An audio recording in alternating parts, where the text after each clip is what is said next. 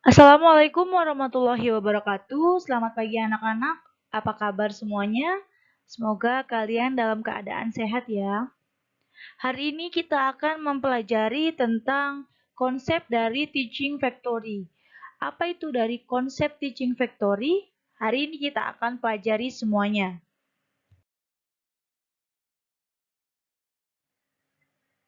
Dari konsep teaching factory, ada beberapa yang akan kita pelajari hari ini, yaitu pengertian dari teaching factory, kemudian tujuan teaching factory, karakteristik kurikulum SMK, model pembelajaran, pemanfaatan teaching factory, dan langkah pengelolaan teaching factory. Untuk lebih jelasnya, kita akan pelajari di slide berikutnya.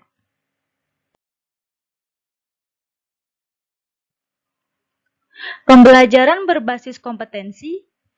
Sesuai dengan namanya, pembelajaran berbasis kompetensi berorientasi pada pencapaian kompetensi peserta didik yang dapat dilihat dari pemahaman konsep, keterampilan menerapkan konsep dalam berbagai konteks, serta sikap-sikap yang menyertainya. Sedangkan pembelajaran berbasis produksi merupakan pembelajaran yang dimana dalam pembelajaran tersebut diikuti dengan praktik langsung dan diproduksikan. Hasil produksi bisa dijual ataupun hanya di lingkup sekolah saja. Dari kedua pengertian tersebut, kita gabungkan menjadi satu yang kita sebut sebagai teaching factory. Lalu apa pengertian dari teaching factory? Kita bahas di slide berikutnya.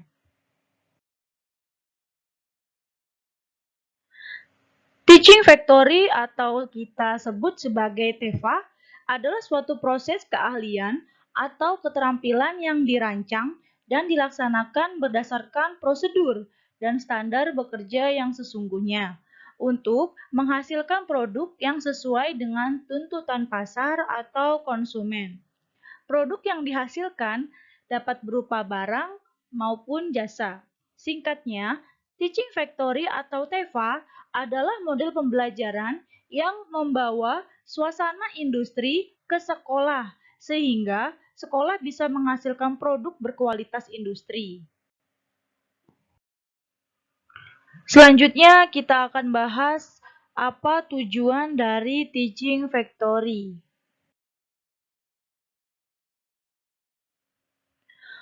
Tujuan dari teaching factory yaitu sebagai berikut. Yang pertama, meningkatkan kompetensi lulusan SMK. Yang kedua, meningkatkan jiwa entrepreneurship lulusan SMK. Yang ketiga, menghasilkan produk berupa barang atau jasa yang memiliki nilai tambah atau nilai jual. Yang keempat, meningkatkan kerjasama dengan industri atau entitas bisnis yang relevan. Yang kelima, meningkatkan sumber pendapatan sekolah. Selanjutnya, kita akan bahas tentang karakteristik kurikulum SMK.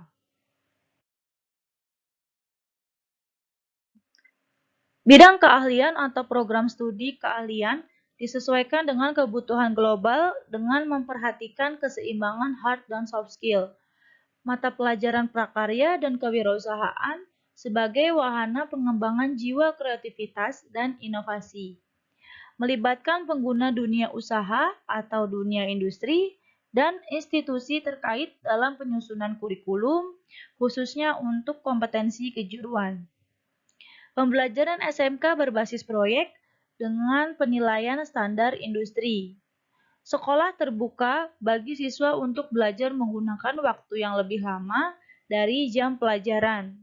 Dan yang terakhir, membentuk kultur sekolah yang produktif dengan membangun manajemen industri sebagai wahana pembelajaran.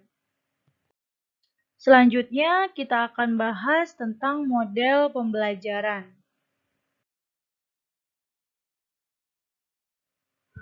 Model pembelajaran industri di SMK. Yang pertama, konsep pendidikan menggunakan sistem ganda atau dual system. Yang dimaksud dual system adalah sebuah bentuk pendidikan yang akan diselenggarakan sebagai media pendidikan dan pelatihan keahlian kejuruan yang memadukan secara sistematik dan sinkron antara program pendidikan di sekolah dan program penguasaan kerja yang bertujuan untuk menghasilkan tenaga kerja yang memiliki keahlian profesional. Yang kedua, SMK menerapkan kurikulum sinkronisasi dengan industri. Maksudnya, pihak SMK akan melakukan penyetaraan atau sinkronisasi pelajaran apa saja yang ada di sekolah dan materi yang akan disinkronkan dengan perusahaan. Kemudian yang ketiga, mengirimkan siswa untuk prakerin selama 3 bulan sampai 6 bulan pada industri, subdivisi industri, dan posisi yang relevan dengan paket keahlian pilihan siswa atau sesuai dengan kejuruan siswa. Yang terakhir, uji kompetensi oleh industri dan atau lembaga sertifikasi keahlian atau profesi. Maksudnya, nantinya kalian akan melakukan uji kompetensi berupa praktikum yang akan diuji oleh pihak industri.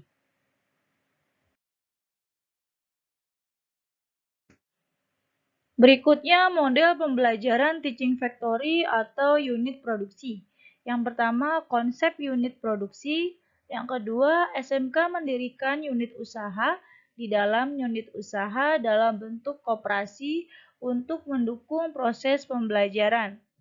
Yang ketiga, produknya bisa berupa barang maupun jasa. Dan yang terakhir, siswa sebagai employee atau karyawan melakukan praktik kerja sesuai paket keahliannya atau sesuai dengan jurusannya.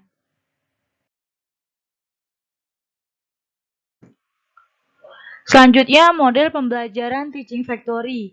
Yang pertama, SMK bekerja sama dengan industri dalam penyediaan tempat produksi. Selain tempat produksi, juga ada bahan baku atau bahan pendukung lainnya. Yang kedua, industri melakukan transfer knowledge kepada SMK untuk diberikan sebuah pengalaman atau materi kepada siswa-siswi yang ada di industri. Yang ketiga, SMK memiliki lisensi terbatas atau pemberian izin terbatas untuk memasarkan dan produk hasil kerjasama. Terakhir ada contohnya yaitu ada Kansen SMK, Zirek SMK, Advan SMK, dan Fokus SMK.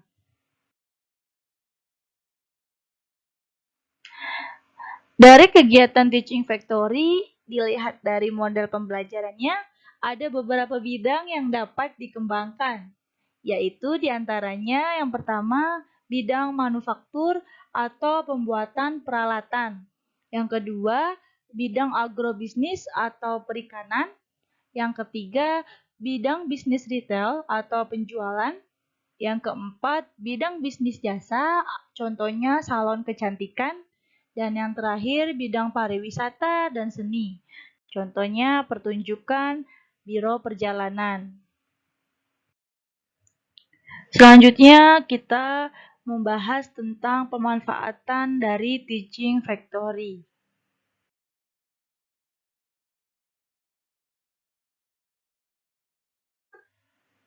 Pemanfaatan teaching factory dibagi menjadi 3 berdasarkan sekolah rujukan, sekolah aliansi, dan masyarakat.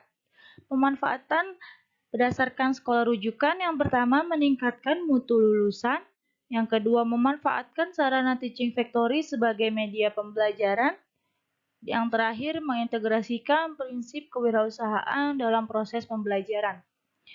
Selanjutnya pemanfaatan berdasarkan sekolah aliansi. Yang pertama tempat magang bagi sekolah aliansi, yang kedua tempat uji kompetensi, dan yang terakhir tempat studi banding. Yang terakhir, pemanfaatan berdasarkan masyarakat. Yang pertama, pelatihan menjelang purna bakti, dan yang terakhir, pelatihan bagi masyarakat sekitar.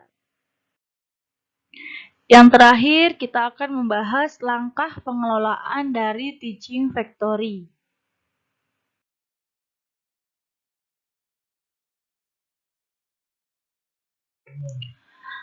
Langkah pengelolaan teaching factory. Yang pertama yaitu analisis produk. Analisis produk merupakan pengujian produk dengan melihat beberapa aspek sebagai indikator yang harus ada pada suatu produk. Sehingga apabila produk tersebut tidak memenuhi indikator-indikator yang ada, maka nantinya pembisnis akan dapat melihat bahwa produk mereka ternyata tidak lolos uji. Yang kedua, analisis kebutuhan bahan dan spesifikasi peralatan. Kita harus melakukan analisis kebutuhan bahan yang digunakan serta spesifikasi peralatan yang akan digunakan. Kemudian yang ketiga, analisis biaya. Analisis biaya merupakan proses pengolahan informasi yang digunakan untuk menilai tujuan yang berguna dan memberikan pilihan penyelesaian masalah melalui pengujian produk dan pengeluaran biaya dalam melakukan kegiatan.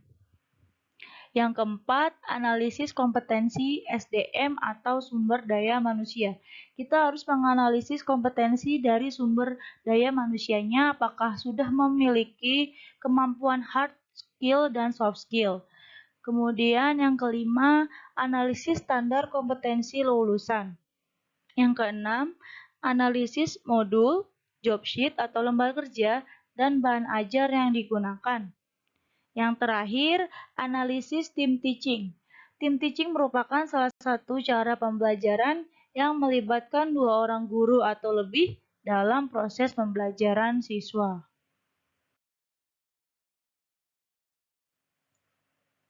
Sekian materi tentang konsep teaching factory yang sudah Ibu sampaikan hari ini.